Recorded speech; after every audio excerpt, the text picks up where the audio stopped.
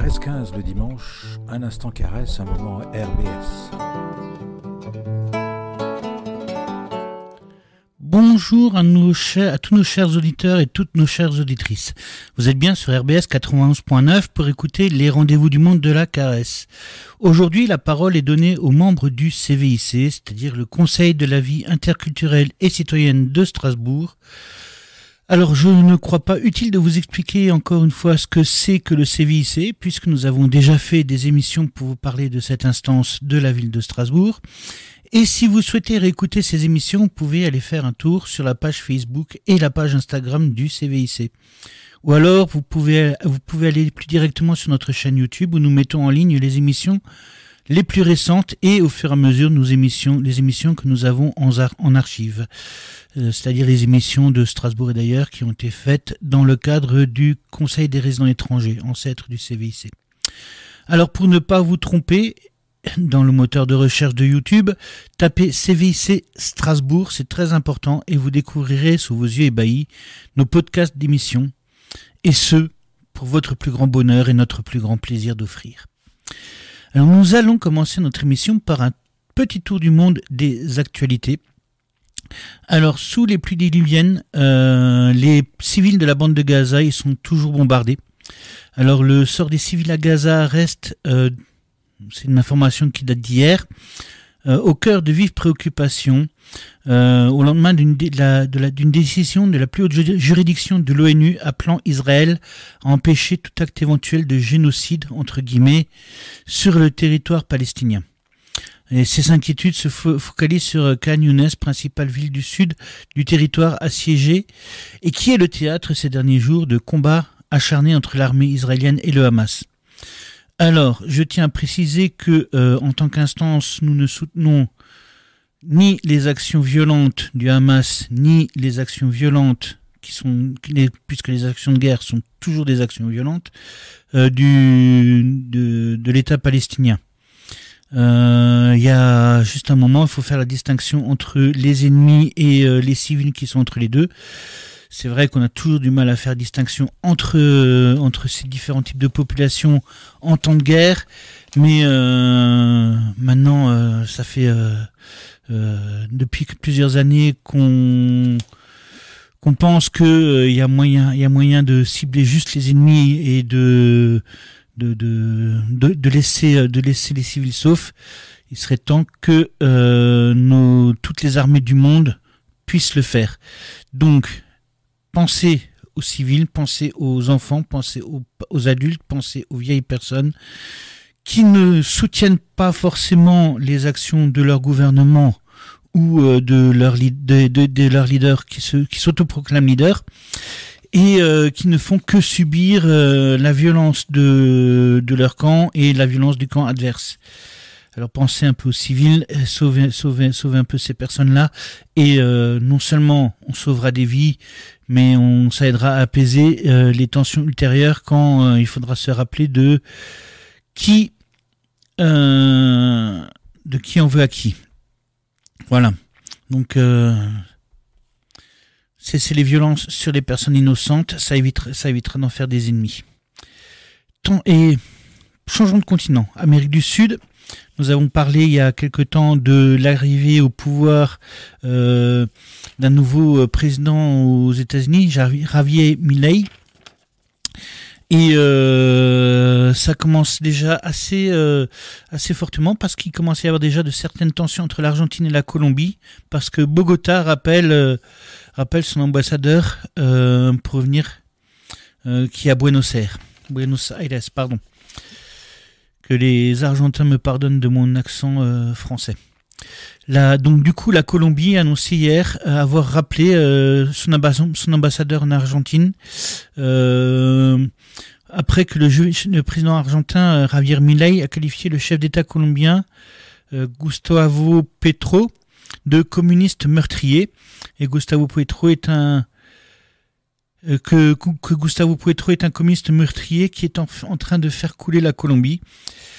C'est ce qu'a déclaré Javier Milei M. Petro a réagi aux propos du président argentin en déclarant que ceux qui l'attaquent n'ont aucune idée de ce qu'est le communisme et de ce qu'est le socialisme. Et il a continué en disant que nous croyons et voulons que les moyens de production soient dans les mains du peuple et non de l'État.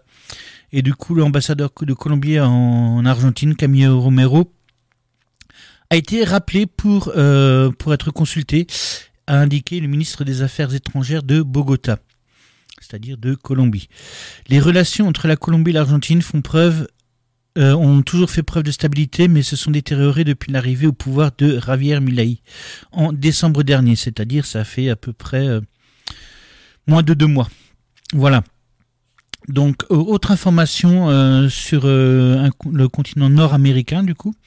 Roundup, à propos du désherbant Roundup, Monsanto a été condamné à Philadelphie à une amende de 2,25 milliards de dollars de dommages. Et ces nouvelles condamnations pour Monsanto, qui est devenu depuis quelques années une filiale de la multinationale Bayer, et un Américain qui s'appelle John McKeeson a accusé le désherbant Roundup produit par la firme d'être à l'origine de son cancer. Elle est condamnée à verser 2,25 milliards de dollars de dommages. Et après c'est pas étonnant, mais la compagnie souhaite faire appel. Et c'est pas la première fois que l'entreprise doit répondre à des accusations sur le glyphosate. Fatih Birol, le patron de l'AIE, c'est-à-dire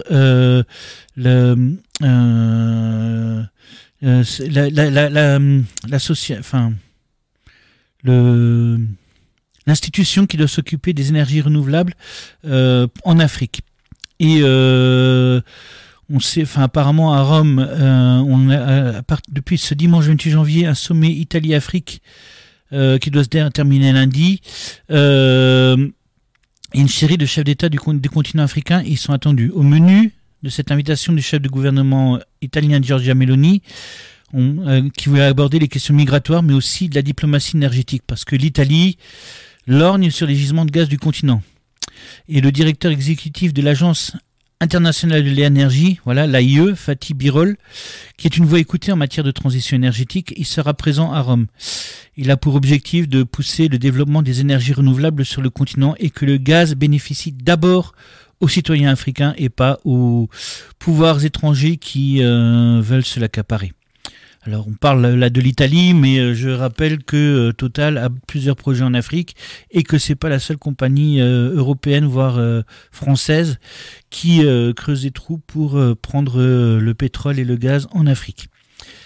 En 2024, cette année encore, il y aura une nouvelle présidentielle qui aura cours au Sénégal. Pour l'instant, ça a été source déjà de grandes tensions. Déjà cet été où il y a eu de larges émeutes qui ont eu lieu à Dakar et dans les principales villes du Sénégal. Et apparemment, c'est une élection qui a énormément d'enjeux, qui est incertaine. Et qui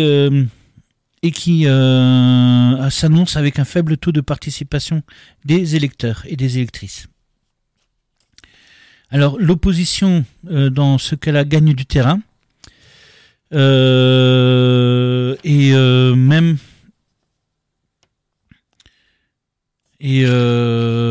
voilà. Et donc du coup, il y a beaucoup de tensions pour lesquelles je ne saurais en dire plus. Mais je compte bien en référer à Nabou, qui est d'origine sénégalaise, qui rentre de temps en temps au pays et qui sait exactement, qui pourra nous en dire beaucoup plus sur ces questions-là. Et donc du coup, on prendra le temps d'en discuter et puis de vous donner des informations plus précises et plus intéressantes aussi que celles que moi-même je peux vous donner. Et nous ferons un point à propos de ces élections avec Nabou, sur les tensions, sur les enjeux au Sénégal. Et avec ça, on vous en saurait beaucoup plus. Comme je vous avais promis il y a 2 mois, d'en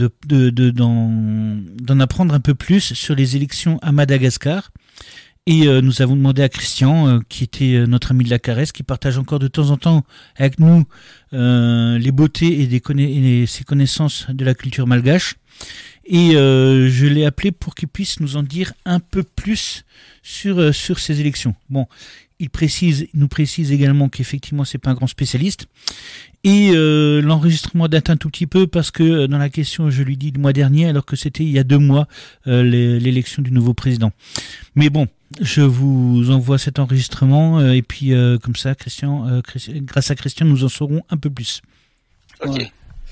Donc du coup, Christian, tu es malgache, d'origine malgache en tout cas, et du coup, je t'appelais pour avoir un peu un retour sur cette élection dont on parlait il y a 1 mois à Madagascar pour la réélection de l'ancien président.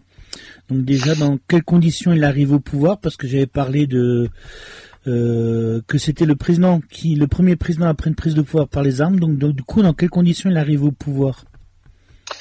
Alors, d'abord une précision. Oui, je suis malgache, mais j'habite à Strasbourg depuis très longtemps et je ne suis pas du tout un expert de la politique interne de Madagascar. Voilà, j'ai ma petite idée, mais c'est pas du tout.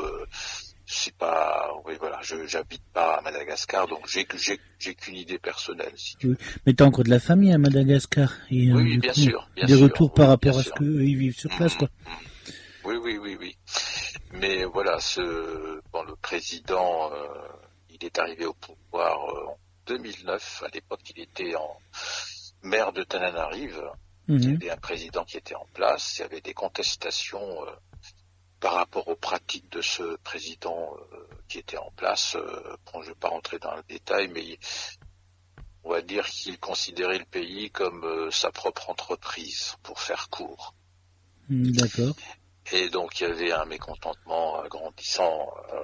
Et puis le président actuel, il a pris le leadership d'un mouvement, un petit peu à l'image. Il a pris la couleur orange pour mener sa campagne. Et donc,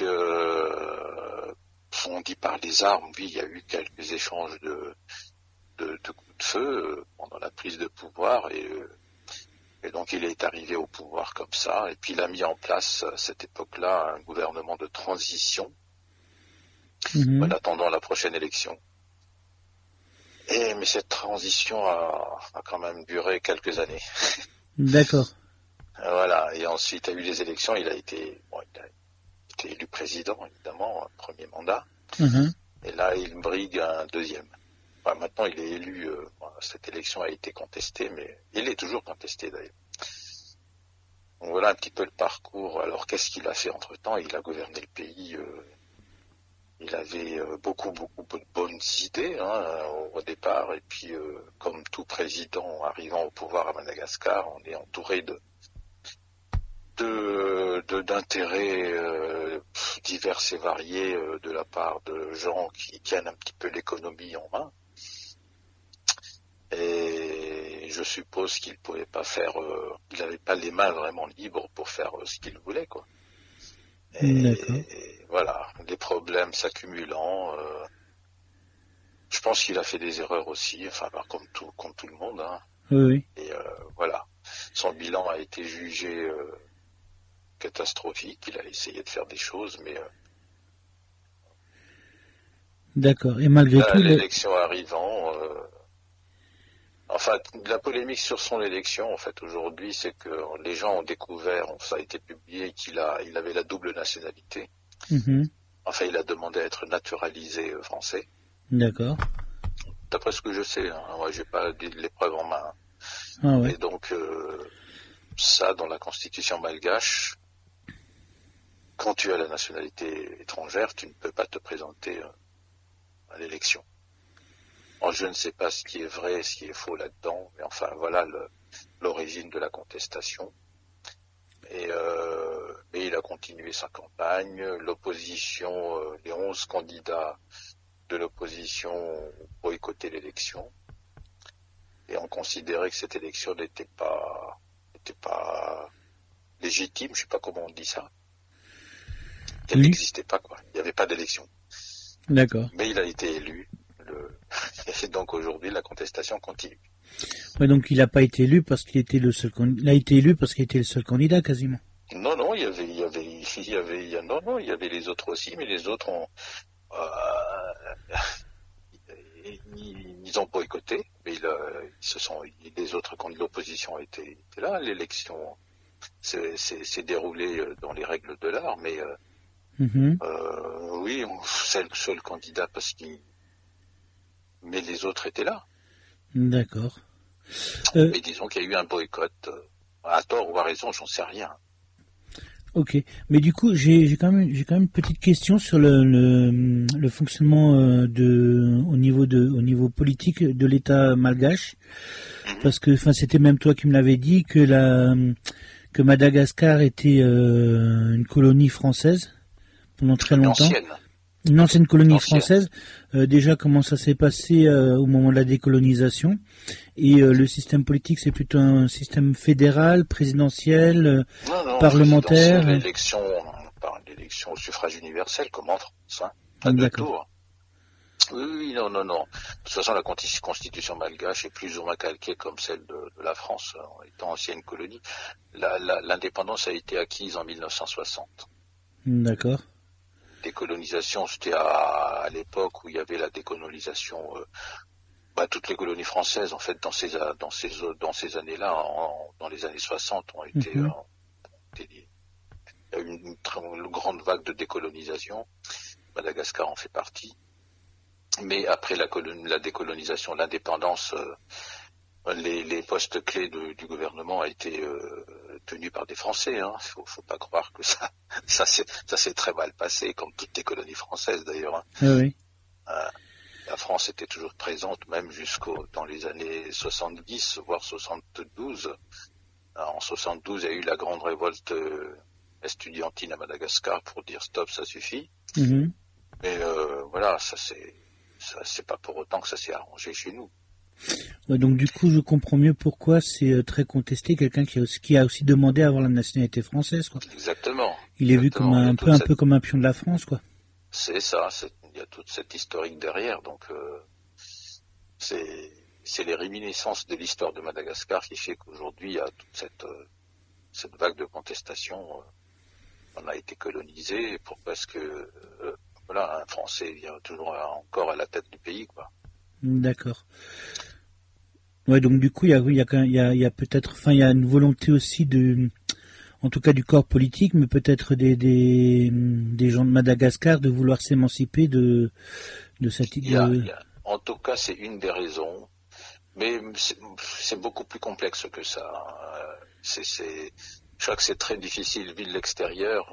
Moi, j'en fais partie de l'extérieur. Je n'ai qu'une analyse très très partielle de tout ce qui se passe là-bas. C'est très compliqué, c'est très complexe. Oui.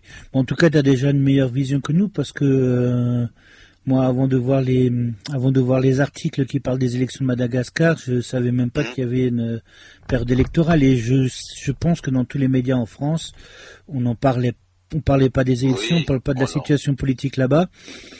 Voilà, donc du coup, ça nous permet quand même d'avoir quelques éclairages sur cette question. Oui, après, du coup, il y a contestation. La contestation continue, et même au sein de la diaspora en France. Hein. Il y a des manifestations dans les grandes, comme à Paris ou à Lyon, il y a eu des contestations, il y a eu des manifestations dans la rue, hein, avec banderoles, haut-parleurs, etc., pour dénoncer cette élection frauduleuse, on va dire. Ah ouais. C'est ce que je lis un petit peu sur les réseaux sociaux. D'accord. Mais ça se résume pas à juste cette contestation due à sa nationalité. C'est vraiment une histoire du pays. Toutes les élections à Madagascar se sont mal passées. Ouais. Ouais, il n'y a pas eu, à mon souvenir, il n'y a pas eu une élection où tout s'est bien passé. Oui, mais après du coup, une autre question que j'avais, son programme et ses décisions, c'était plutôt des choix libéraux, des choix qui vont plutôt vers l'ancien colonisateur, ou c'était un peu quelle orientation politique de ce bonhomme-là? Orientation politique, alors là, c'est pour ça que je dis que c'est très complexe, hein, parce que il y a eu un moment où on était plus tourné vers l'ancienne Union soviétique. Il y a eu un moment où on était plutôt tourné vers la Chine. Il y a eu un moment où on était plus... les Français ne sont jamais loin. Étant donné que Madagascar est un pays, comme tout pays anciennement colonisé, criblé de dettes, parce qu'on est subventionné par la FMI et d'autres bailleurs de fonds, l'économie est tenue par l'étranger, en fait. Mm-hmm.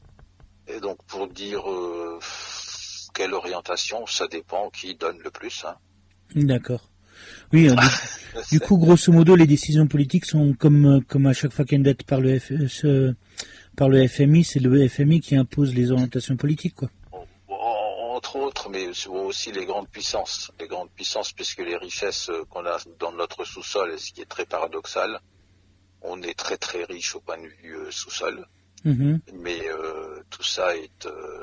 nous, on n'y a droit que si on paye, alors que ça nous appartient. Oui. Et toutes les richesses sont exportées vers l'étranger, vers les grandes puissances qui puisent, ne serait-ce que les terres rares,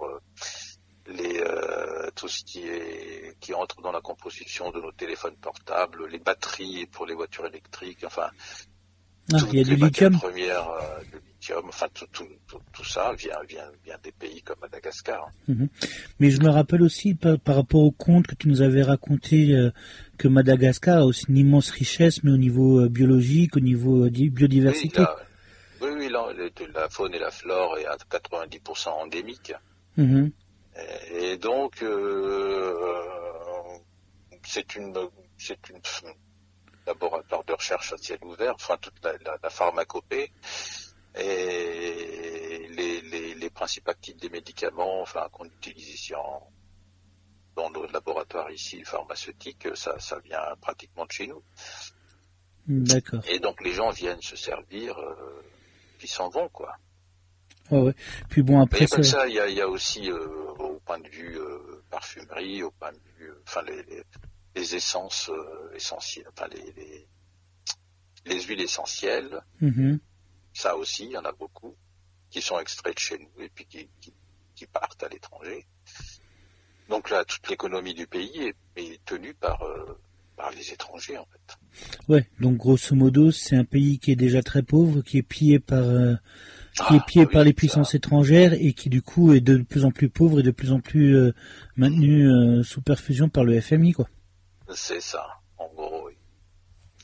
Donc que peut faire le pouvoir en place? Qui que ce soit, hein. Que ce soit, celui-là ou un autre. Hein. Pas grand-chose, en fait. Il a les mains liées, pieds et poings liés par les puissances extérieures. D'accord. Ok, je te remercie d'avoir répondu à nos questions. Je t'en prie. Hein. Voilà.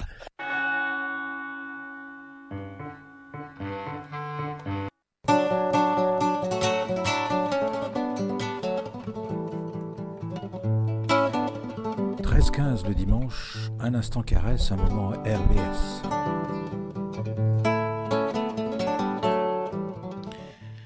De retour sur RBS 91.9 dans l'émission de Strasbourg et d'ailleurs, où nous abordons dès maintenant notre sujet du jour qui est en lien avec une actualité nationale brûlante. Mais avant ça, je vais quand même vous dire cette chanson que vous venez d'entendre, c'est une chanson de Juliette Nourdine, et qui s'appelle Le Congrès des Chérubins. Alors je vous conseille beaucoup d'écouter cette artiste, compositrice, chanteuse, pianiste, enfin bref, quelqu'un avec un immense talent, et chacun de ses albums, chacune de ses chansons est un pur plaisir à entendre. Alors, quel est le sujet du jour que je viens de vous teaser ? C'est un sujet qui est en lien avec une actualité nationale brûlante, du genre patate chaude qu'on ne peut tenir longtemps entre ses mains et qu'on repasse entre toutes les personnes histoire de s'accuser les uns les autres de vouloir ébouillanter tout le monde. Il s'agit de tous les débats autour il s'agit de tous ces débats autour de l'immigration et que l'on peine à conclure avec cette séquence autour de la loi immigration qui a connu de si spectaculaires rebondissements. Pardon. Et qui, on le craint, on connaîtra peut-être encore d'autres, tant la droite actuelle souhaite attaquer quasiment tous nos droits et puis tout ce qui nous fonde en tant que République, en parlant de modifier la Constitution. On sait pour l'instant ni en quoi, ni comment, ni pourquoi, ni par quels moyens. Est-ce qu'ils vont passer par un référendum? Est-ce qu'ils vont passer par d'autres moyens légaux pour modifier la Constitution? Quels sont les points qui vont être modifiés? Est-ce que ça va passer? Est-ce que ce serait imaginable? On n'en sait rien. Voilà. Alors, du coup, ça fait des années maintenant que le discours ambiant tend à faire croire que les personnes issues des migrations représentent un danger pour la France et ses habitants. Que toutes ces personnes menacent notre culture, nos identités, nos traditions. Enfin, c'est ce que nous vendent les idéologies d'extrême droite et les idéologistes d'extrême droite émanant de droite tout court. Ils s'appuient sur la fameuse opinion publique, entre guillemets, qui, voyant la succession d'actes de violence de la part d'étrangers, craint une guerre ouverte dans les rues. Alors, il est bon, vraiment bon, d'ouvrir nos esgourdes et nos esprits à ces questions-là. Il est important vraiment de remettre de l'ordre dans tout ça. Alors, c'est un peu compliqué parce que ce ne sont pas des fake news, ce sont effectivement des faits reportés. Il n'y a rien d'inventé là-dedans. Cependant, médiatiser des faits réels n'est pas et n'a jamais été une garantie d'honnêteté et de probité. Les faits se sélectionnent en fonction des idées que l'on veut propager. Et une sélection bien orientée avec un vocabulaire approprié sont des éléments qui transforment des interprétations en pseudo-vérités, en croyances partagées comme des évidences.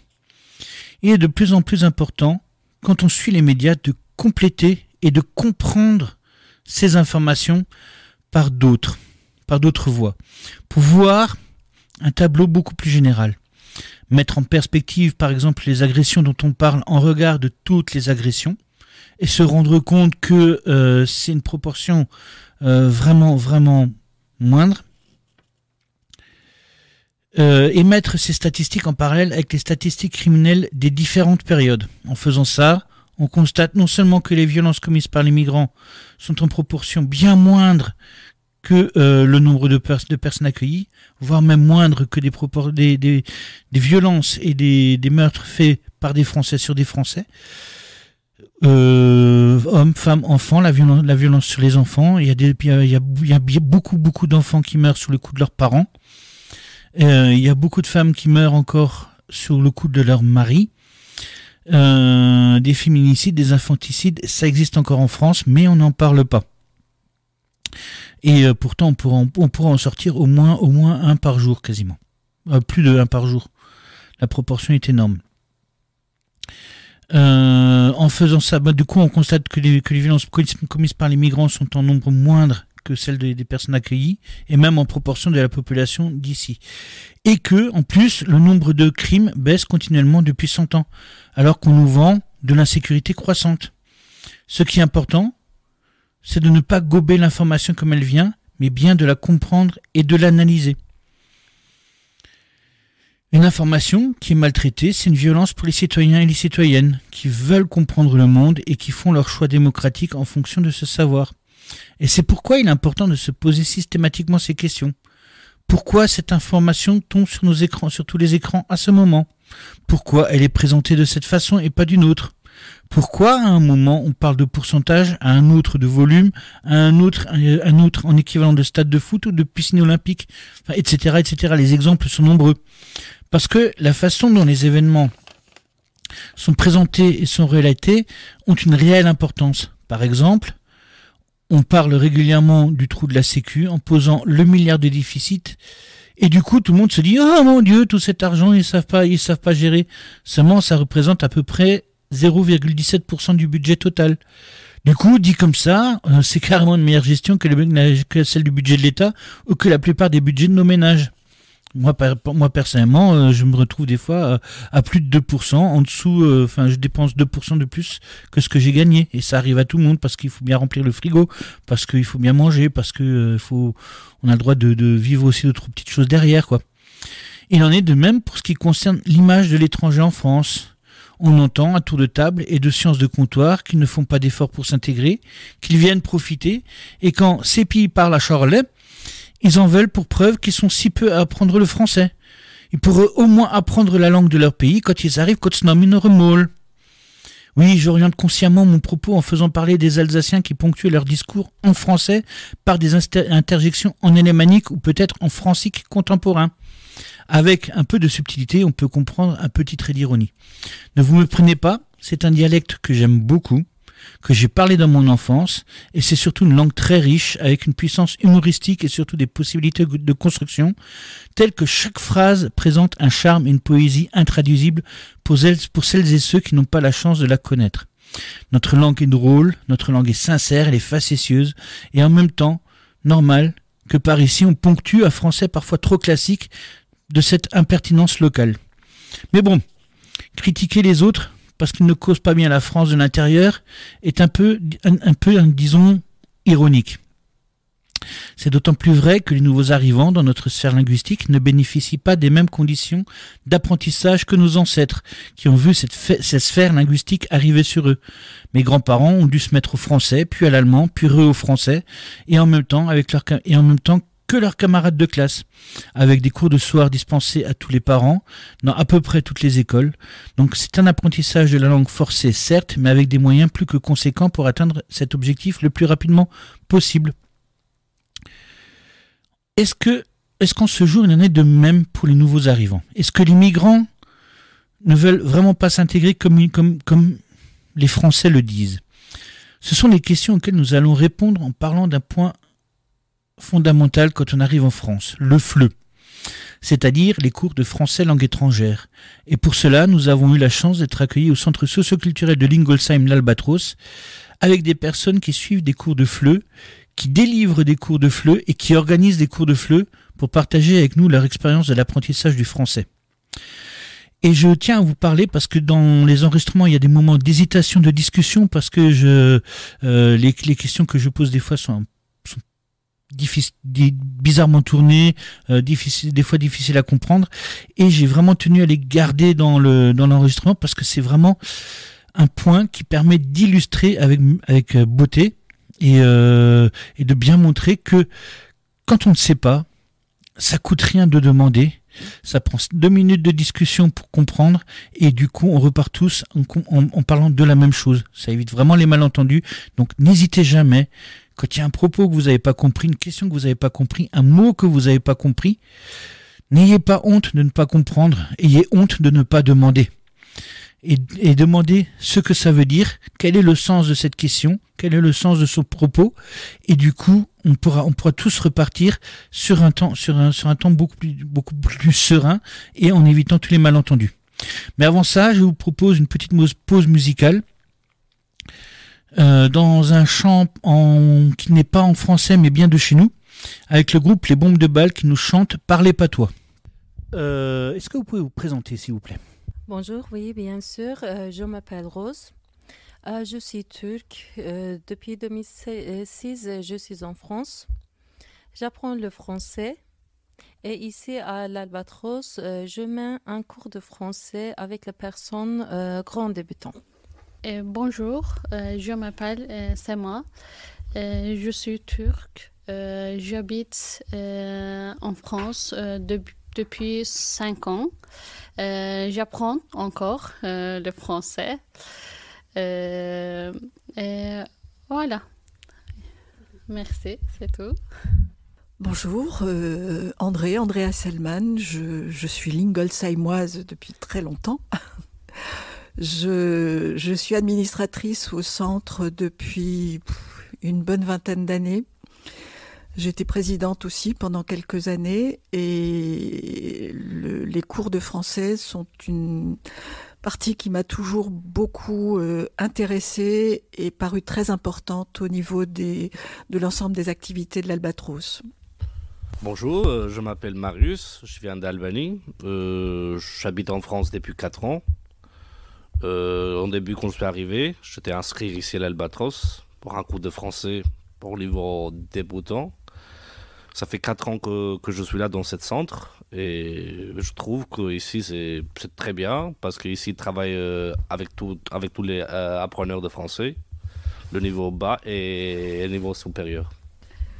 Bonjour, je m'appelle Julieta, je suis géorgienne. Je suis arrivée en France en 2017 avec ma famille. J'ai fait cours de français à l'Albatros et aussi d'autres associations. Je fais cours, c'est le Pluriel et Caritas.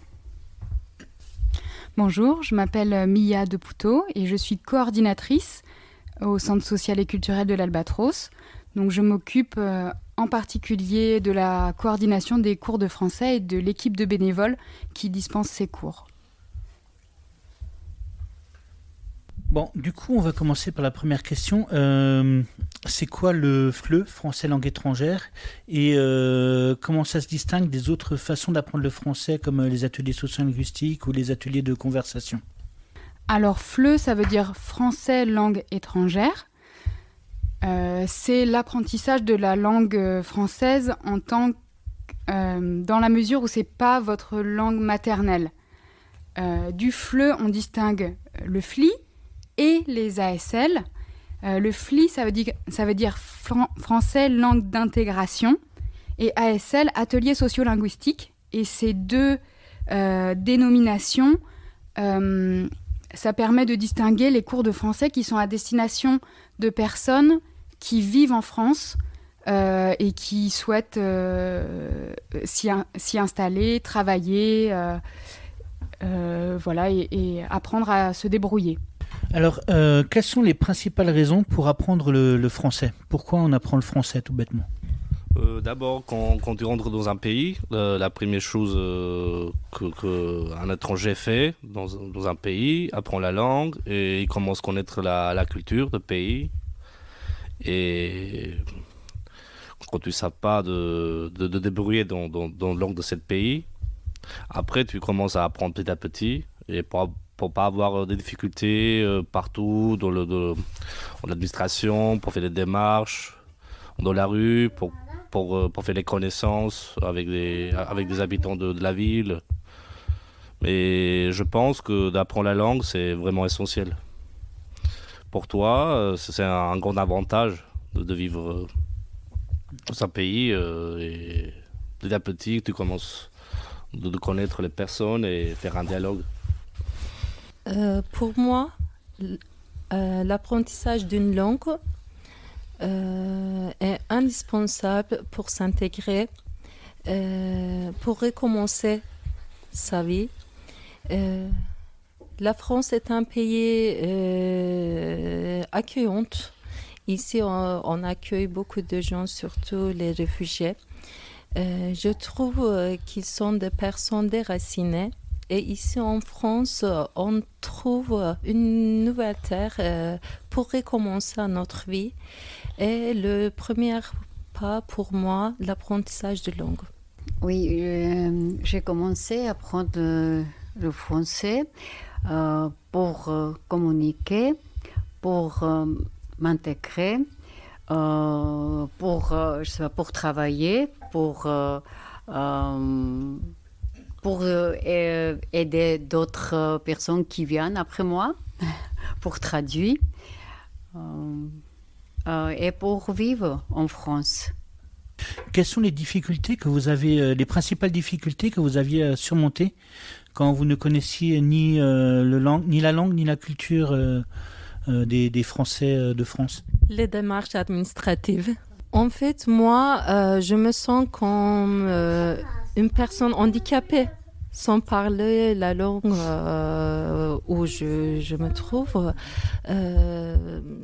Toujours, s'il me manque un organe, je me sens pas libre parce que si je connais pas la langue française, je suis toujours dépendante à quelqu'un d'autre et je peux pas vivre comme ça.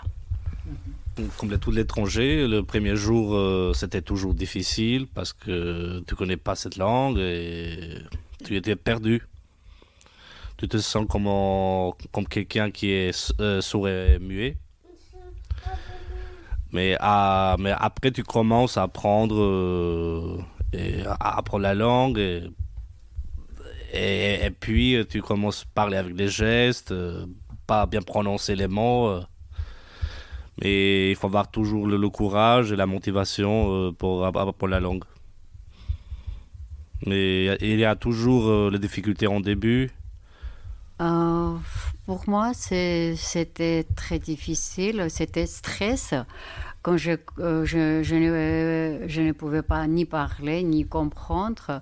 Et comme je suis venue à l'école pour les enfants, pour savoir qu'est-ce qui se passe, et je ne comprends pas rien.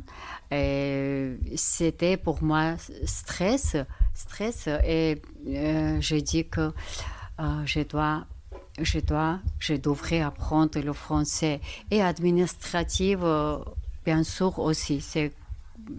C'est obligatoire apprendre le français et c'est difficile si tu ne parles pas en français et ne comprends pas. Alors moi, je n'ai pas d'expérience personnelle par rapport à ce dépaysement et au fait d'arriver quelque part dans un pays où on a choisi d'arriver, mais dont on ne parle pas la langue. Après, ça dépend aussi des conditions pour lesquelles on a quitté son propre pays. Mais je voudrais juste évoquer un souvenir d'enfance par rapport à une expérience vécue dans ma famille, quand en 1939, les Alsaciens du bord du Rhin ont été expatriés vers d'autres régions françaises et où une grande partie, dont des membres de ma famille, ne parlaient pas le français et sont arrivés avec leur alsacien en Dordogne, dans le Périgord ou ailleurs. Et donc moi j'entendais, quand j'étais petite fille, les difficultés qu'on racontait par rapport à cette problématique de ne pas pouvoir échanger avec les gens qui vous accueillent, ou l'endroit où on vit. Voilà. Et pour moi, c'était difficile parce que mon anglais n'était pas bien.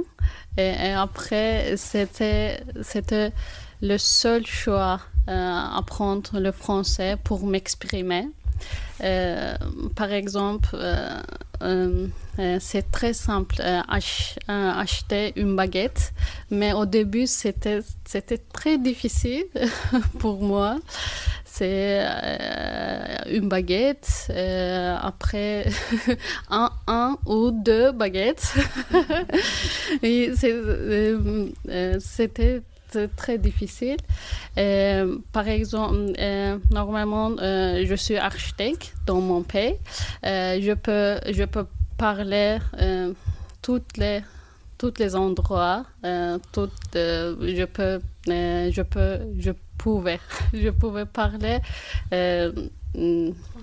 tranquillement devant le public, mais ici vous connaissez pas le pays et la langue. Voilà.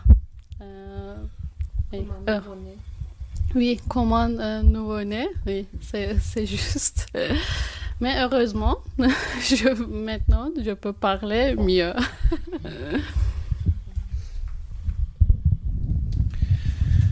La question suivante, c'est après on a coutume de dire que le français c'est une langue difficile à apprendre. Après, je sais pas, moi ça fait partie des premières langues que j'ai apprises. Mais du coup, l'autre question que je voulais poser, c'est quelles sont les principales difficultés que vous avez rencontrées pour apprendre le français? Alors quand je pense à ça, je pense notamment les difficultés techniques à l'apprentissage, mais aussi à accéder à des cours de français. Est-ce que ça a été facile? Est-ce que c'est compliqué? Est-ce qu'il y a des obstacles à tout ça ou pas?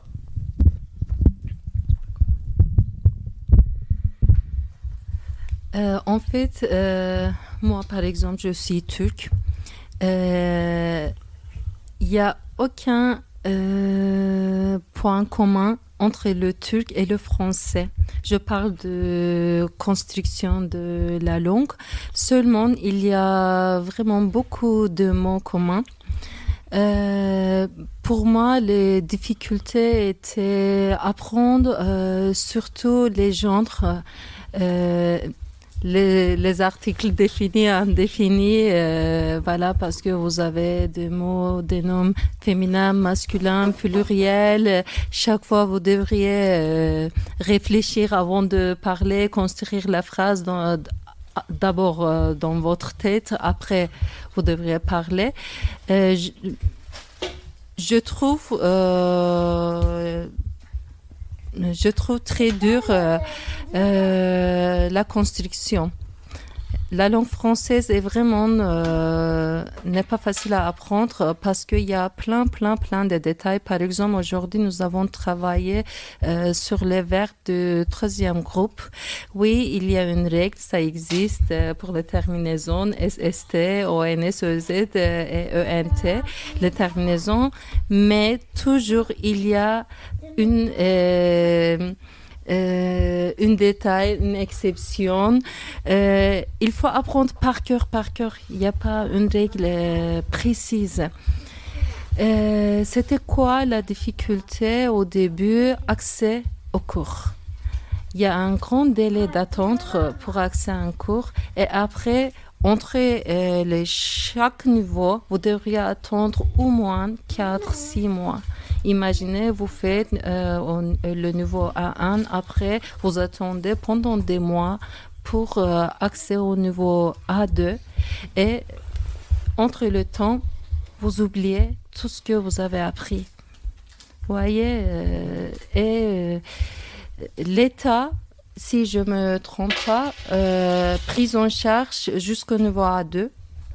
Et après, à partir de B1, c'est votre initiative. Soit vous devriez payer, vous devriez aller dans un centre privé, et c'est vraiment cher, ou à l'université. Soit, voilà, vous devriez rester au niveau A2, mais ce n'est pas suffisant pour trouver un travail. Voilà, c'était la première problématique. Et autant qu'une femme et une mère de 4 enfants, le mode de garde des enfants, c'était toujours un problématique pour moi parce que j'ai attendu pendant 10 ans pour aller à un cours de français parce que mes enfants étaient petits, j'avais pas un choix, ma famille est en Turquie. Et, par exemple, pour ma fille, j'ai fait l'inscription à la crèche. J'ai attendu pendant presque 1 mois et demi. Mais j'ai pas eu la réponse positive. Et après, voilà, maintenant, elle a commencé à l'école finalement. Maintenant, je suis plus libre pour venir ici tranquillement. Voilà, c'était le deuxième obstacle devant moi.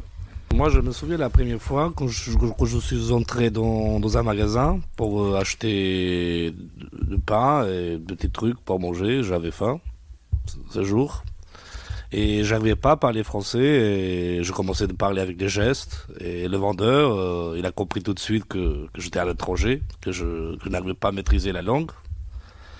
Et puis,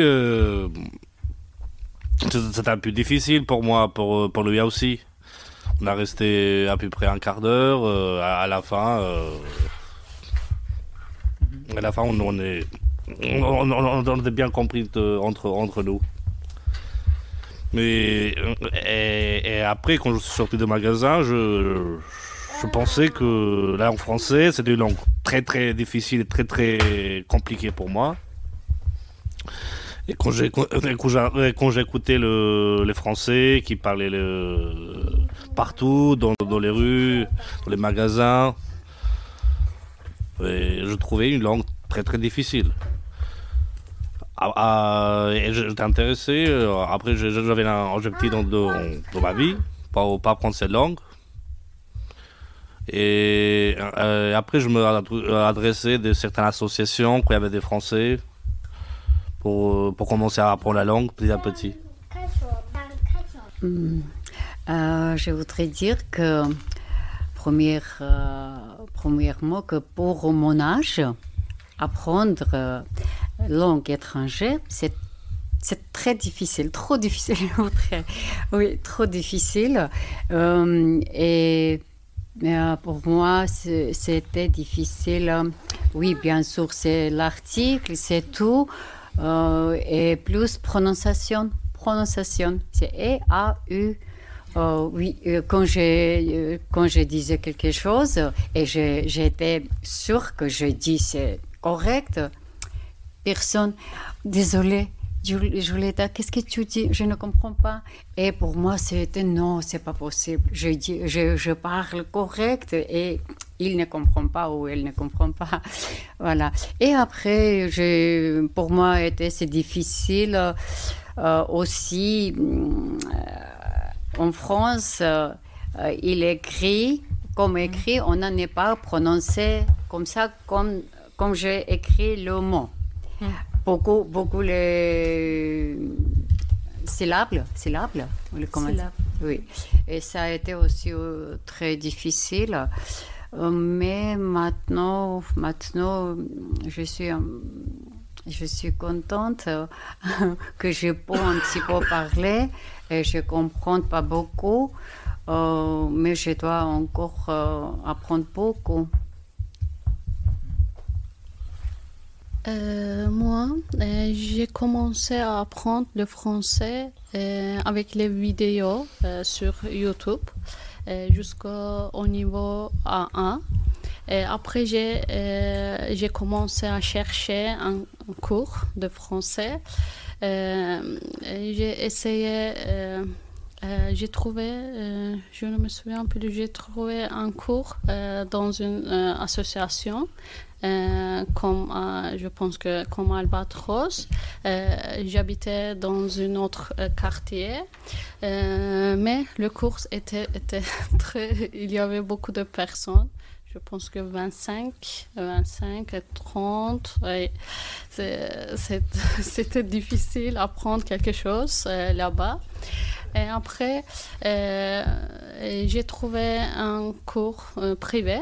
Et j'ai continué un petit peu là-bas, mais c'était pas cher. Pardon, c'était cher. Excusez-moi. C'était cher. Et après, c'est une opportunité pour moi. J'ai obtenu une bourse à l'université de Strasbourg. J'ai commencé là-bas. J'ai continué jusqu'au niveau B2 là-bas. C'était super pour moi. Alors, moi, les difficultés que je peux constater d'un regard donc extérieur dans la façon d'organiser les cours de français, c'est qu'il y a énormément d'attentes et toutes les personnes qui souhaitent apprendre le français ne peuvent pas. Là, actuellement, par exemple, sur notre liste d'attente, on a plus d'une centaine de personnes. Et les personnes attendent entre 6 mois et 1 an. Alors qu'on est un centre social et culturel, donc on n'est pas du tout spécialisé dans les cours de français. Donc ça, pour moi, l'accès à la langue, il est très compliqué, même si les personnes ont la volonté. Et la seconde difficulté, entre guillemets, c'est qu'on n'a pas des subventions qui nous permettent d'avoir des formateurs professionnels. Et donc les cours, en fait, sont dispensés par des intervenants bénévoles. Donc ça donne un lien qui est très, très chouette et c'est très intéressant d'avoir des personnes, justement, bénévoles dans ce qu'elles peuvent apporter, dans la façon dont elles peuvent construire leurs cours. Mais parfois, quand les personnes ont pour objectif justement d'apprendre rapidement et elles ont besoin de travailler, c'est parfois insuffisant. Parce que nous, on leur propose 2 cours par semaine, 2 cours de 1h30 ou de 2 heures, et c'est pas assez intensif quand on a l'objectif de s'intégrer rapidement en France. De retour au studio de RBS Strasbourg, pour vous proposer, j'ai envie de vous proposer une petite pause musicale et nous allons pour ce faire écouter Princesse Erika, qui nous chante sa chanson « Encore un jour à lutter » et avant de retourner au centre de l'oiseau voyageur et entendre ce que c'est que d'apprendre le français.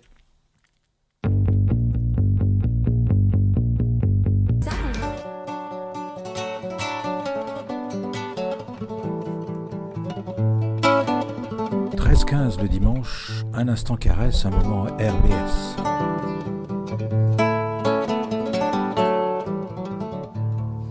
On a parlé de niveau de français. Déjà, j'ai une première question. C'est quoi la différence entre les niveaux ? Entre A1, B1, B2, etc. etc. Parce que là, pour moi, c'est une galaxie obscure. Et l'autre question, c'est dans les établissements qui gèrent les cours de FLE ou même dans la galaxie des FLE à Strasbourg, comment est-ce qu'on peut s'y retrouver ? Je pense que c'est plus une question pour...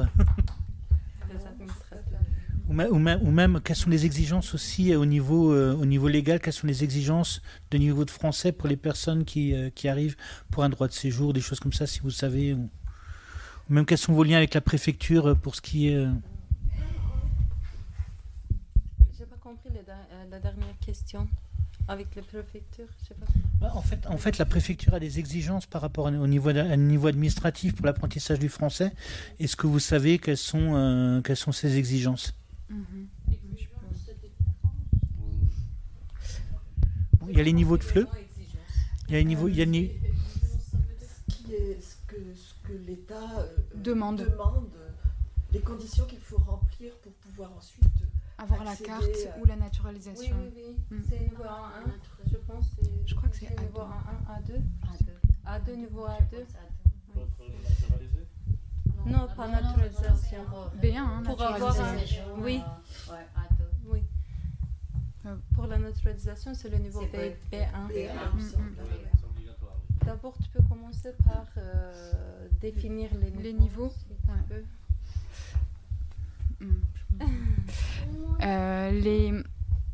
Dans la galaxie de l'apprentissage du français, comme tu le disais, nous on utilise une classification qui est européenne, je crois, internationale même. Donc en fait les niveaux sont découpés en A1, A2, B1, B2. Donc A1 c'est le niveau... non, le plus faible c'est même A1.1. Oui. Et après ça monte à... Voilà, A1 c'est quand on maîtrise un peu mieux, A2 encore un peu mieux. Et en termes d'exigence, alors ça a pas mal bougé ces dernières années. Donc j'espère ne pas dire de bêtises, mais il me semble que pour la carte de séjour de 10 ans, il faut un niveau A2. Et la nouveauté depuis 2 ans, c'est qu'il faut le niveau A2 à l'oral, mais aussi à l'écrit. Ce qui fait que pour les personnes qui n'ont pas été scolarisées dans leur pays, ça devient impossible. Parce que demander un niveau A2 à des personnes qui ne maîtrisent pas l'écriture et qui sont obligées de rentrer dans un processus d'apprentissage à l'âge adulte, c'est quasiment impossible. Donc en fait, pour un certain nombre de personnes, la carte de 10 ans n'est plus accessible. Et pour la naturalisation, il faut le niveau B1, il me semble. Et là, c'est pareil, à l'oral, mais aussi à l'écrit. Du coup, là, on parlait de langue parlée, langue écrite. Du coup, on aborde les questions d'illettrisme et d'analphabétisation. Déjà, c'est quoi la différence entre illettrisme et analphabétisation ? Et savoir lire, savoir parler, est-ce que c'est encore plus difficile ? Est-ce que ça apporte plus de choses que juste parler ? La lecture et l'écriture, qu'est-ce que ça apporte en plus ? Pour vous ? Je ne sais pas si j'ai bien compris. Vous avez demandé la différence entre l'écriture et lire et l'écriture. Déjà, il y a une première question. L'illettrisme, l'analphabétisation, est-ce que c'est un problème, une difficulté ? C'est-à-dire ne pas savoir lire et ne pas... Ne pas savoir lire et écrire. Ah, d'accord, des personnes analphabètes. Oui, c'est ça. Et qu'est-ce que ça apporte en plus ? Est-ce que ça vous a apporté des trucs en plus ? Ou qu'est-ce que ça apporte en plus de savoir lire et écrire en français ? Je ne sais pas toujours sûre si j'ai bien compris. Si j'ai bien compris, en fait, par exemple, moi, je suis turque et on utilise l'alphabet latin. C'était une facilité pour moi. Mais ici, surtout à l'Albatros, j'ai connu beaucoup de gens, soit analphabètes, soit ils utilisent un autre alphabet comme l'arabe ou krill, vous dites.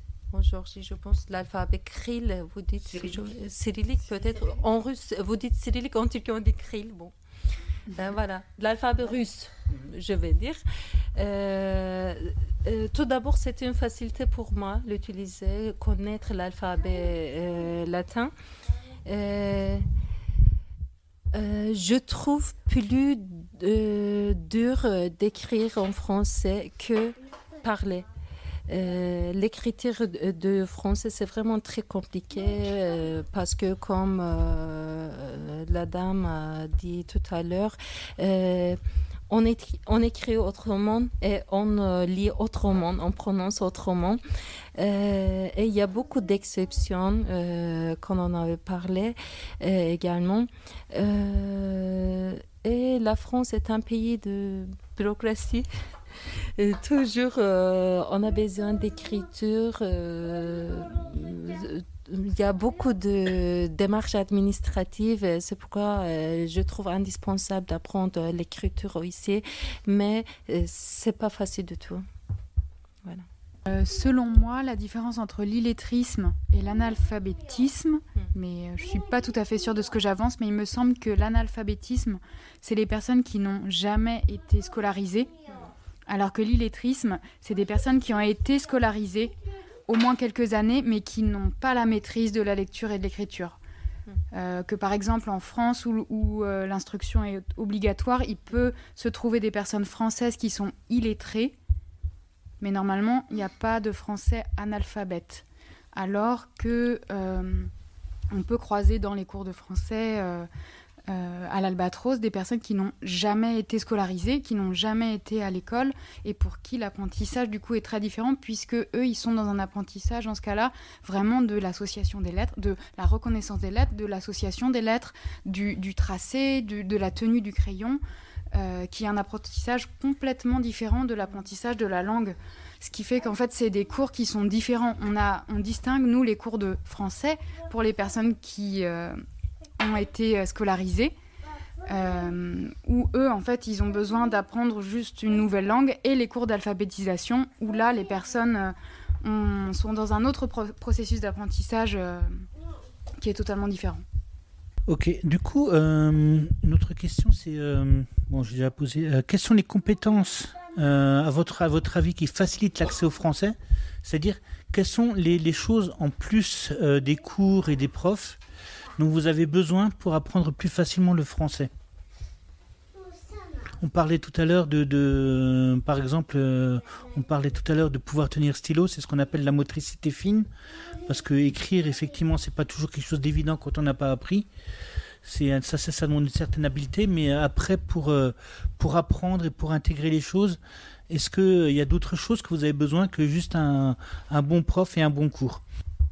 Pour moi, pour apprendre une langue, c'est pas suffisant les cours de français. Dans nos jours, nous avons beaucoup de matériaux sur Internet. Je n'ai pas besoin d'un cours directement, je peux suivre un cours sur Internet. Mais c'est un point de vue totalement personnel. Pour moi, pour apprendre une langue, il faut la vivre. Nous avons besoin soit un travail, soit une activité sociale. On doit être parmi les francophones. C'est pourquoi je trouve très importante les centres socioculturels, parce que ici en France, l'apprentissage et l'intégration pour les étrangers se posent sur les centres. Ici, pour moi, comme un carrefour, on se retrouve ici avec les francophones, avec les autres origines. moi, j'avais appris le français jusqu'au niveau B2, mais je ne pouvais pas parler. J'arrive pas à utiliser tout ce que j'ai appris en théorie. Après, je suis venue ici, j'ai connu Mia. Elle m'a orientée vers un atelier de théâtre. Et là-bas, on a travaillé pendant 3 ans. On a travaillé sur des histoires. Plusieurs fois, on a joué l'histoire, soit avec la marionnette, soit des autres sports. Ça m'a permis de parler devant le public, travailler avec les francophones, prononcer plusieurs mots et découvrir beaucoup de mots que je ne connais pas, construire des phrases, etc. Comme ça, j'ai commencé à m'exprimer. Sinon, j'avais bien appris la théorie, mais je ne pouvais pas parler.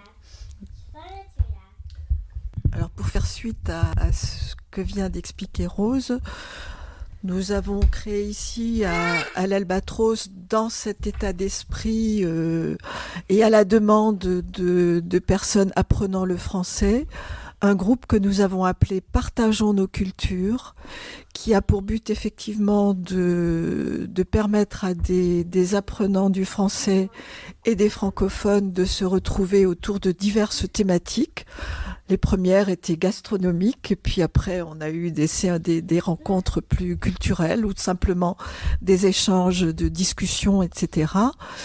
Et c'est effectivement des rencontres que nous faisons 2 fois par mois et qui, je crois qu'ils font plaisir à tout le monde, où chacun trouve son compte, et je crois que c'est très important, on s'enrichit mutuellement.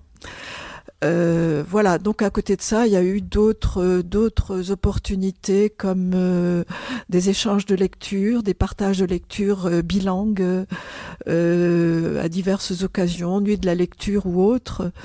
Et bon, c'est vrai qu'ont été organisés également, Mia s'en est chargée, des tas d'ateliers qui permettent effectivement aux personnes apprenantes de se familiariser la langue au travers d'ateliers à la fois plaisants et enrichissants. Voilà, donc je crois que ça c'est effectivement un objectif au niveau des centres socioculturels qui permettent de créer une très belle socialisation.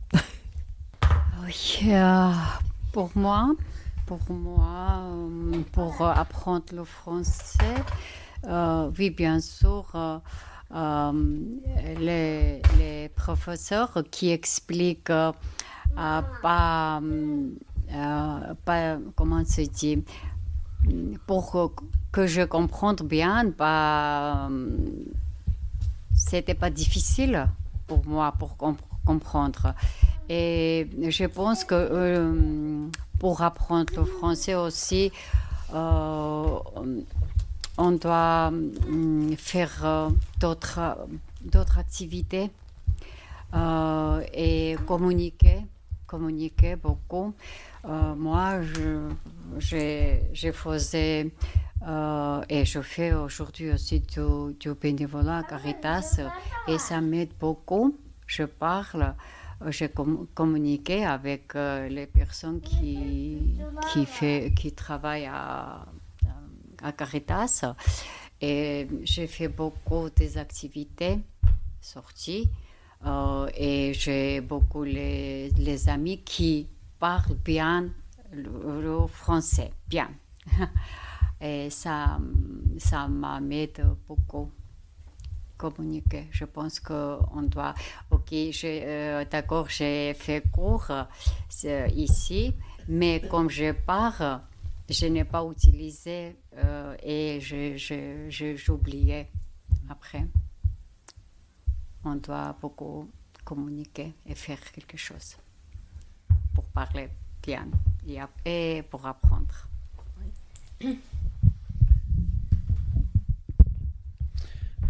Justement, j'avais aussi une question à un moment sur le lien entre l'apprentissage du français et l'éducation populaire, ce qu'on appelle l'éducation populaire au sens large. Grosso modo, la question, ça serait plutôt de se demander qu'est-ce que des centres comme le centre de l'Albatros ou d'autres centres socioculturels peuvent proposer pour améliorer l'apprentissage du français ou même fixer.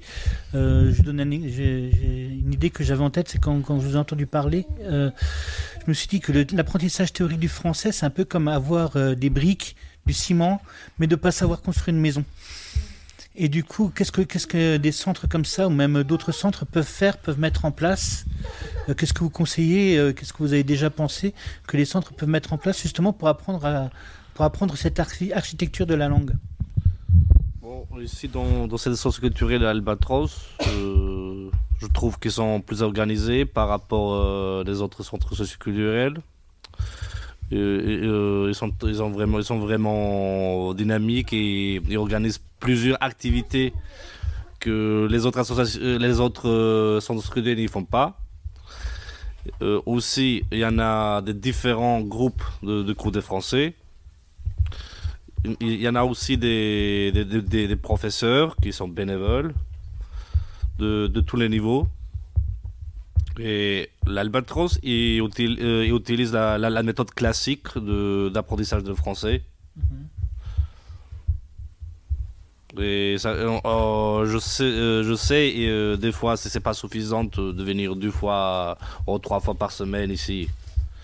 Mais l'action qu'ils font, c'est merveilleux pour devenir aide aux étrangers qui ont besoin d'apprendre la langue. Je pense que l'Albatros il a besoin de soutien et d'aide pour développer de certains projets. Alors, on peut dire qu'on s'inscrit dans une démarche d'éducation populaire parce que, en fait, ce qu'on essaye de faire, c'est de donner la parole aux apprenants sur ce dont ils ont besoin. C'est-à-dire qu'on considère que c'est pas nous, les salariés, ou c'est pas nous qui savons le mieux ce qui est bon pour eux et ce dont ils ont besoin. Donc, notre démarche, c'est déjà de leur proposer des cours de français parce que c'est une demande sur le territoire, mais ensuite d'affiner cette demande avec eux et d'essayer de comprendre de quoi ils ont besoin en plus de ces cours. Parce que les cours, c'est la première chose pour laquelle ils viennent. Mais ensuite, comme Rose a pu le dire à l'instant, une des demandes qui est très forte, c'est de pouvoir pratiquer la langue. Et pour ça, il faut avoir des espaces qui ne sont pas les cours, mais qui peuvent être par exemple des ateliers culturels, donc des ateliers de théâtre, des ateliers d'écriture. Ça, on essaye d'en mettre en place de façon régulière. Une autre demande, ça a pu être de rencontrer des Français. Et c'est pour ça qu'on a mis en place le groupe Partageons nos cultures et aussi qu'on essaye d'avoir une plus grande mixité dans nos ateliers culturels et dans les actions qu'on propose pour que, en fait, ce soit des lieux et des prétextes à la rencontre entre des personnes francophones et allophones, puisque cette rencontre, elle peut être difficile et pas se faire de façon spontanée comme ça dans la vie de tous les jours. Et la troisième chose qu'on a pu constater, c'est une volonté de s'impliquer, de s'investir à travers, par exemple, du bénévolat. Donc nous, on s'appuie énormément sur les apprenants à l'Albatros pour l'organisation de fêtes, pour l'organisation d'événements. Ils sont d'une très grande ressource pour nous parce que ils sont très volontaires et c'est un moyen pour eux aussi de rencontrer des personnes et de pratiquer la langue. Et pour nous, c'est très riche parce qu'au lieu d'être cantonné uniquement au rôle d'apprenant et uniquement de venir assister à un cours de français, ils deviennent véritablement des acteurs de l'association. Voire même certains deviennent formateurs comme Rose ou administrateurs et c'est le but de pouvoir prendre une place qui est autre et de participer à la vie de l'association et à la vie du territoire aussi.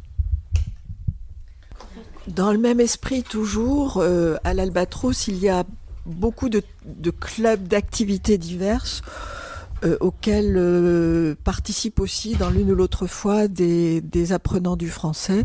Je pense notamment à l'atelier de couture qui a lieu le jeudi après-midi et auquel de temps en temps il y a des personnes des cours de français qui viennent aussi se servir de la machine à coudre ou tricoter ou crocheter, etc. Donc il y a aussi ces temps de partage qui relèvent d'une certaine évidence, disons, dans un centre social et culturel.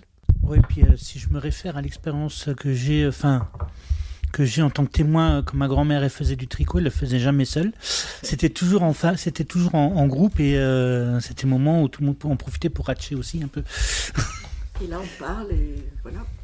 Oui, et dans ces activités, on parle, on échange et du coup, on peut trouver, je pense que ces personnes peuvent trouver de la fluidité dans l'expression et entendre des choses et se les approprier. Je crois que c'est important, ça.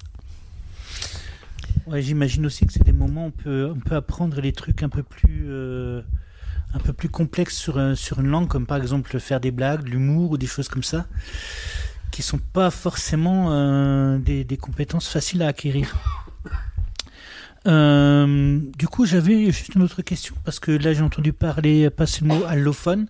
Est-ce que quelqu'un peut expliquer ce que c'est qu'une personne allophone ? Alors, allophone, ça veut tout simplement dire, si on décompose le mot, allo, il me semble que c'est du grec et que ça veut dire autre. Donc, c'est les personnes. Donc, en France, les personnes allophones sont celles dont le français n'est pas la langue maternelle. Voilà. D'accord. Donc, on distingue en France les francophones et les allophones. Donc, ça regroupe toutes les personnes dont le français n'est pas la langue maternelle. Je viens de découvrir que je suis allophone en fait. J'ai commencé d'abord à parler l'alsacien avant d'apprendre le français. Voilà, tu es tout à fait allophone alors. Bon. J'avais d'autres questions, comme par exemple, quelles ont été les difficultés que vous avez rencontrées en tant qu'établissement pour mettre en place des cours de français, des cours de français langue étrangère, de FLE? Quelles sont les difficultés que vous rencontrez encore pour continuer à mettre en place ce type de choses? Un peu comme un message qu'on peut adresser à nos pouvoirs politiques pour qu'on vous simplifie un peu la vie. Ce qui est compliqué, c'est les financements. Enfin, ça paraît... voilà, c'est le début de toute chose, c'est la façon dont on va financer ça. C'est très compliqué au niveau des cours de français parce que les financements sont morcelés. C'est-à-dire que déjà, on va devoir les redemander chaque année, comme si c'était un projet, alors qu'en fait, les cours de français, il y en a depuis 20 ans et il y en aura encore dans 20 ans. Donc, c'est assez étrange de devoir faire cette demande et les bilans chaque année.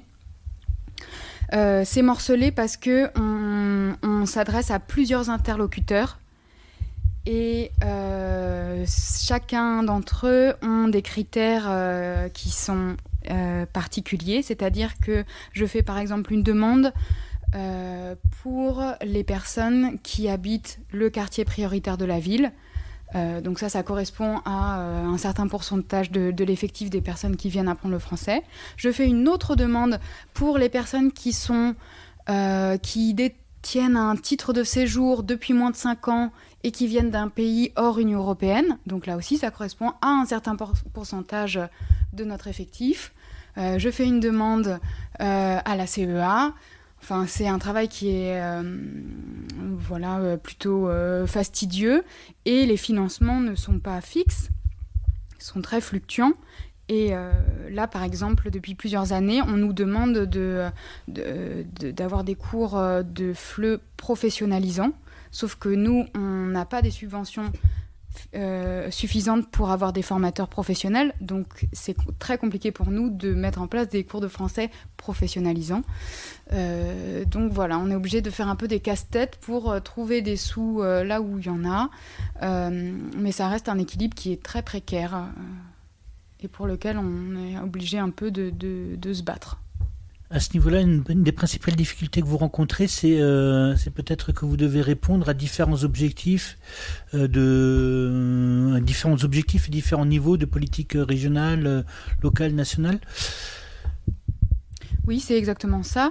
Sauf que du coup, il y a une partie de nos publics qui ne rentrent pas dans ces objectifs-là, parce que ces objectifs, en tout cas en ce moment, ils s'adressent donc aux primo-arrivants et aux habitants de quartiers prioritaires, sauf que nous, il y a aussi des personnes qui sont là depuis plus de 5 ans et qui ont néanmoins quand même besoin encore d'apprendre la langue, même si ça fait 10 ans, 15 ans, 20 ans qu'ils sont là, ils ont besoin de se perfectionner. Il y a des gens qui sont en cours de demande de leur titre de séjour. Ça peut être très long, et dans cette attente, toutes ces personnes ont besoin d'apprendre la langue pour se débrouiller et pour vivre en France. Donc pour elles, il n'y a absolument aucun dispositif. Et puis, oui, je crois que j'ai brossé à peu près tous les profils qu'on peut avoir, mais c'est très compliqué. Voilà, du coup, pour continuer sur ces questions de répondre aux politiques de la ville, est-ce que une des difficultés que vous rencontrez, c'est pas de comment dire, d'être un peu dans l'imprécision au niveau des demandes justement politiques de la ville, ou tout simplement où la plupart du temps quand on finance des projets, c'est sur appel à projet, et donc du coup il faut attendre l'appel à projet pour avoir pour donner une réponse. Est-ce que vous n'aurez pas plutôt besoin de pouvoir développer des projets qui peuvent se développer sur plusieurs années, en tenant compte aussi du dispositif de secteur? Si, tout à fait. C'est un des principaux problèmes qu'on rencontre, c'est que on est obligé donc de redéposer chaque année, alors que c'est le même projet, hein. C'est toujours la même chose, des cours de français pour les habitants du territoire et alentours. Il y a très peu de choses qui changent, et on est obligé de le redéposer donc tous les ans, avec cette incertitude de combien va nous être donné chaque année. Et ça peut être très évolutif. On a eu des très mauvaises surprises les dernières années où ça a complètement fondu, ou parfois on est passé à la trappe. Voilà, ça peut être très compliqué dans ces cas-là, oui.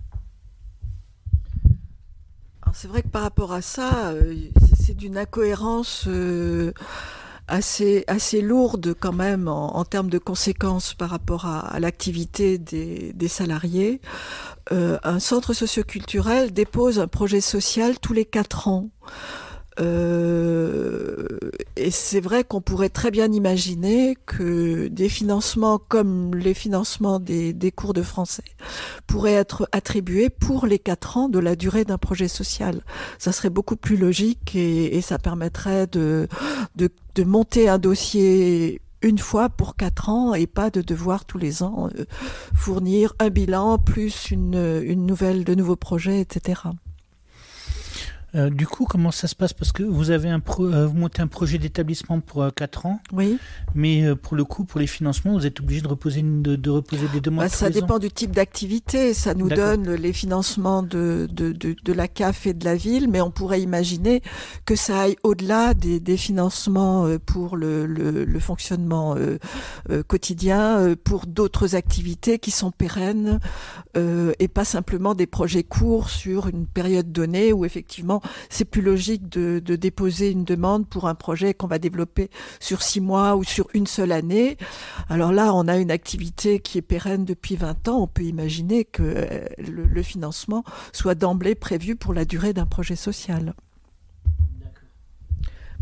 Alors il en est parfois question, mais c'est pas encore. Je crois qu'on n'en est pas encore à la validation. Donc, qu'est-ce qu'il faudrait faire là, pour le coup, comme je le disais, c'est un peu un appel au pouvoir public. S'il y en a qui nous écoutent, qu'est-ce que vous pourriez leur proposer pour faciliter un peu la vie des centres socioculturels, pour mener à bien non seulement cette mission-là d'apprendre le français à d'autres personnes, mais de manière générale, qu'on en profite un peu? d'avoir je pense que des activités qui sont pérennes, qui s'adressent à un public très large, je pense que le projet, la déposition du projet social tous les 4 ans pourrait inclure des financements pour des activités qui sont pérennes dans un CSC.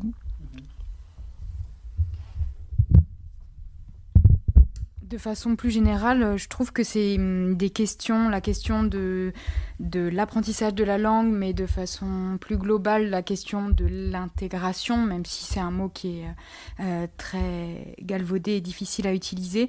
C'est des notions qui ne sont pas du tout abordées là dans les différentes politiques et notamment la loi Asile-Immigration qui est en cours d'adoption. C'est des questions, la question de l'intégration qui est absolument pas abordée, alors que pour autant il y a des choses très importantes à faire, parce que si on ne peut pas apprendre la langue, alors on ne peut pas s'intégrer, et c'est notamment sur ces questions-là qu'il faudrait justement mettre des moyens, réfléchir à des dispositifs, et ça me paraît absolument fondamental. J'ai encore une question pour vous, parce que on entend souvent des discours de politiques qui disent que les étrangers veulent pas s'intégrer. Qu'est-ce que vous répondriez à ça ?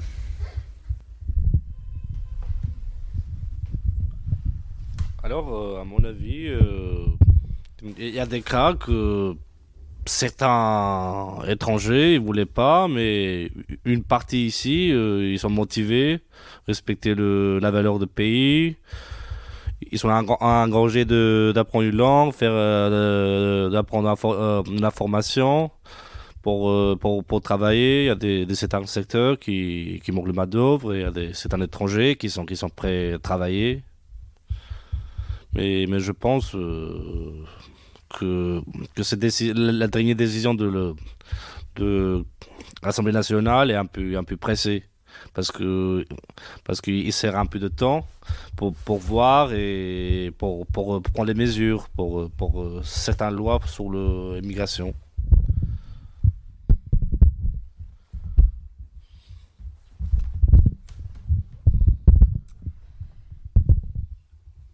Moi, ce que je constate, c'est que quelque part, je trouve que c'est un petit peu facile de renvoyer les étrangers à une responsabilité individuelle, de ne pas s'intégrer, de ne pas faire d'efforts, alors qu'en fait, en face, on se rend compte, quand on regarde un petit peu, c'est que les moyens mis en œuvre justement pour permettre aux personnes d'apprendre la langue, de travailler, de s'intégrer, de rencontrer des francophones, c'est très faible, et c'est justement de moins en moins investi. Donc je pense que c'est très important de faire de ces questions-là un véritable sujet, et de se poser la question de comment on apprend le français, comment on se fait des amis, comment on pratique la langue.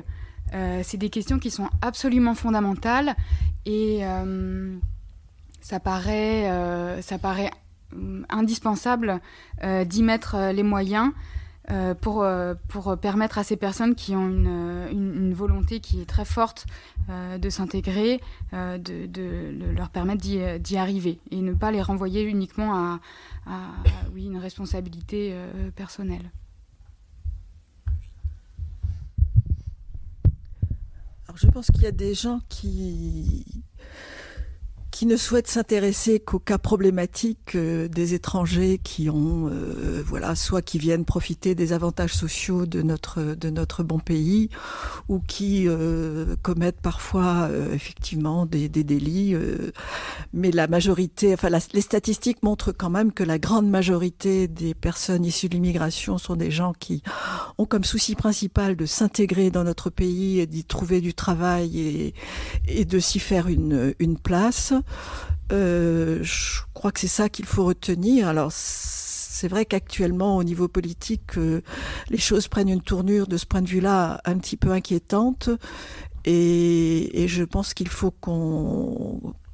que nous nous défendions par rapport à ça, et que on reste bien droit dans nos bottes par rapport à à ces questions d'accueil et de soutien des populations qui viennent, d'autant plus que la baisse de la natalité des Français et des Françaises montre bien qu'on a aussi besoin de soutien et de bras qui viennent peut-être d'ailleurs pour soutenir notre pays et l'économie de notre pays. Oui, après, sur la question de la baisse de la natalité, si j'ai bonne mémoire, dans les années 80, on parlait déjà de baisse de la natalité, et la réponse qui a été apportée, c'était de faire venir de plus en plus de personnes de l'étranger.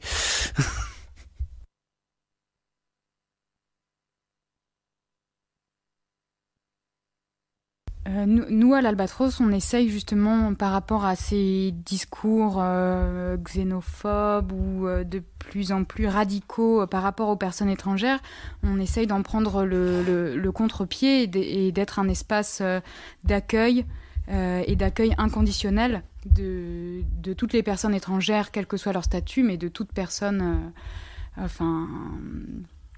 qui souhaiterait y venir. Et ça me paraît un élément important parce que je pense que ça peut être le rôle des centres socioculturels de revendiquer ça, et il me semble important d'avoir des contrepoints à ces discours-là et des lieux qui revendiquent des valeurs différentes. Ouais, si j'ai bonne mémoire, c'était un peu sur ces projets-là qu'ont été construits tous les centres, l'idée même de centres socioculturels. De mémoire, c'est tous ces projets. C'est pour ça que je pose la question de l'éducation populaire. C'est tous les projets d'éducation populaire qui sont à l'origine des centres socioculturels. Donc, et le projet d'éducation populaire, c'est que les gens partagent entre eux le savoir, la culture, et leur savoir, leur culture, pour que tout le monde puisse s'en nourrir, quoi. Voilà. Est-ce que vous avez encore des choses à ajouter là? Des trucs que vous avez envie de dire ou qui vous semblent importants à dire?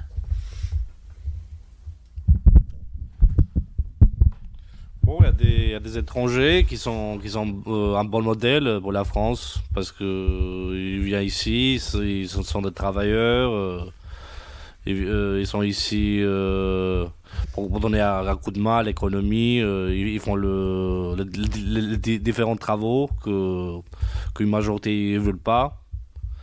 Et il y a une partie de la politique qui voulait pas connaître.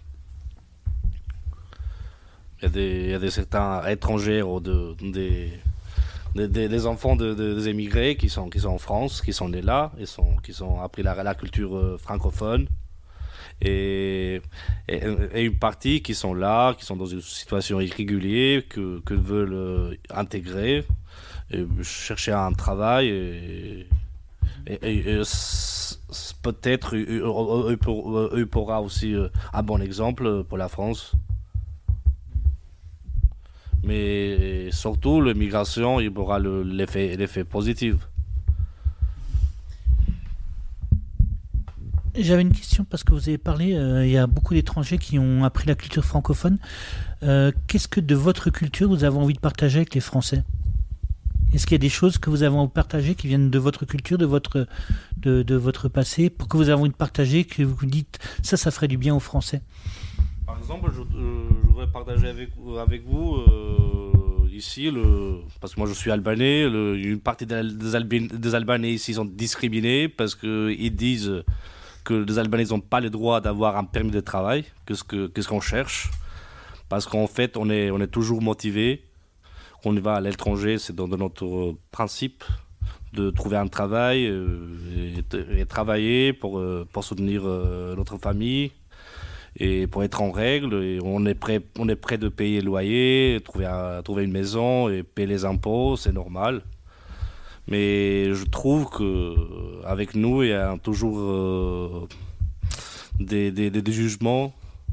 On est toujours discriminé à propos des démarches administratives, parce qu'ils disent que vous n'avez pas le droit de faire ça et de faire ça.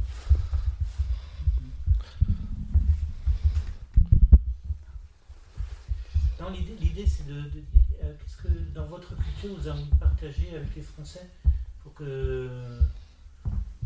le plaisir de partager, pour faire grandir la société française.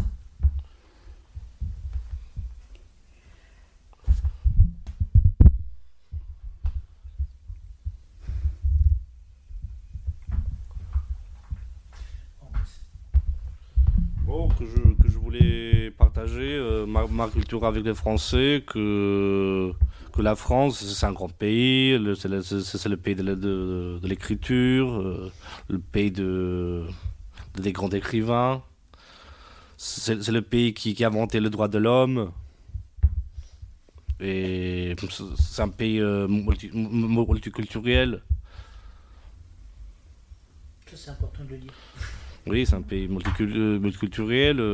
Et tous les gens qui ont d'origine étrangère, qui sont français, ils doivent vivre dans l'harmonie, avoir un respect réciproque. Moi, je voudrais juste partager une chose, une petite expérience que j'ai faite juste avant Noël. Je voudrais juste partager une petite expérience que j'ai faite juste avant Noël, où je suis allée dans une salle où avait eu lieu juste avant un cours de français, et dans la salle il n'y avait que la bénévole qui venait de faire le travail là avec le groupe.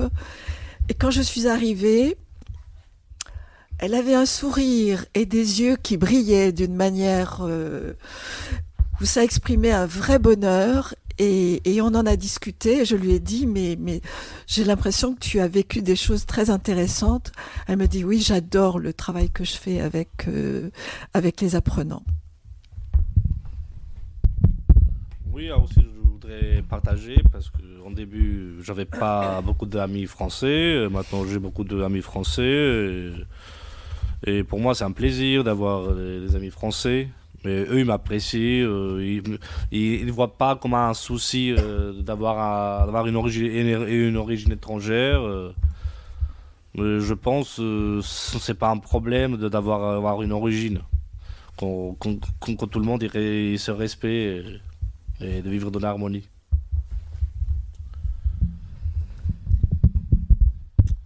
Et moi, j'en profite pour passer un petit appel à bénévolat. Si vous avez envie de vous investir dans ces questions-là, on est toujours à la recherche de personnes, soit pour dispenser des cours de français, mais aussi pour nous rejoindre dans ces activités multiculturelles, intergénérationnelles.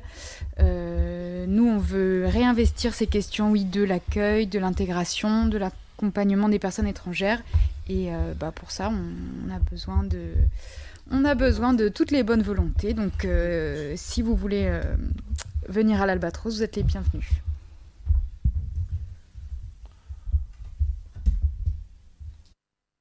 Et voilà, on ce dimanche sur RBS, vous êtes encore en rendez-vous. Alors, un rendez-vous sans salle d'attente, parce que depuis votre salon ou quel que soit le lieu d'où vous nous écoutez, vous êtes en rendez-vous avec le monde, accompagné par la Caresse et sur la ligne 91.9 de RBS. Seulement, je suis au regret de vous annoncer la fin prochaine de notre aventure, parce que après notre agenda culturel, il faudra revenir sur Terre et retourner au quotidien, jusque dimanche prochain, où vous aurez de nouveau l'occasion de repartir en rendez-vous avec le monde. Alors, première ligne de l'agenda à souligner au bic rouge et à stabiloter au fluo jaune, le groupe culture du CVIC vous donne rendez-vous au musée des Arts Déco au Palais des Rohan, à côté de la cathédrale, pour faire un tour du monde en jeux de société. Des traditions de jeux autour du monde et des jeux traditionnels qui nous viennent de partout dans le monde. Vous seront présentés par nos propres soins. Alors nous vous offrons une occasion unique de jouer dans un musée. Comment dire autrement que c'est une occasion à ne pas rater. D'autant plus que c'est un dimanche après-midi, celui du 4 février, de 14h à 17h. Et comme c'est un premier dimanche le premier dimanche du mois de février, et comme chaque premier dimanche de chaque mois, l'entrée est gratuite pour toutes et pour tous, vous n'aurez pas d'excuse pour venir jouer. Donc venez jouer au musée, c'est gratuit, le dimanche 4 février de 14h à 17h. Autre rendez-vous à la Montagne Verte, rue de Clovis, où vous attendent depuis vendredi dernier, au matin, près de 2400 arbres qui seront prêts à être plantés, et ce, jusqu'au mercredi prochain. Alors pour décarboner l'air qu'on respire, mais aussi pour donner un espace habité à tout un tas d'espèces vouées aux frondaisons et aux branches noueuses. Alors il y a aussi le jeudi 8 février de 9h30 à 16h, où l'association Caravalim organise un atelier autour des questions de sécurité de l'alimentation, de sécurité sociale de l'alimentation, pour un mouvement d'éducation au droit à l'éducation. Alors, où est-ce que ça se passe ? Ça se passe aux Petites Cantines à Strasbourg, c'est au 5 rue Kuhn à Strasbourg, comme je viens de vous le dire.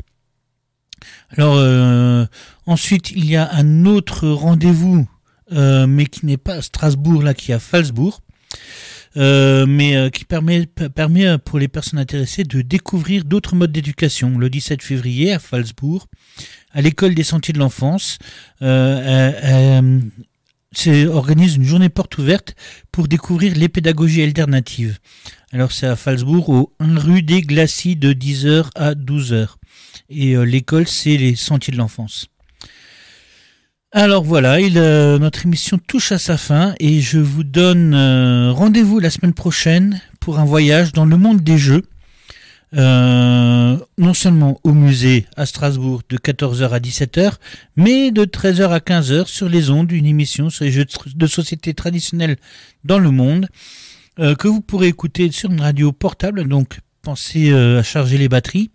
Et je vous souhaite une bonne semaine à tous et à tous, que le soleil brille comme aujourd'hui sur la ville, et que vous veniez prendre un plaisir infini à jouer avec nous au musée des Arts modernes, au musée des Arts déco, au Palais des Rouen à Strasbourg.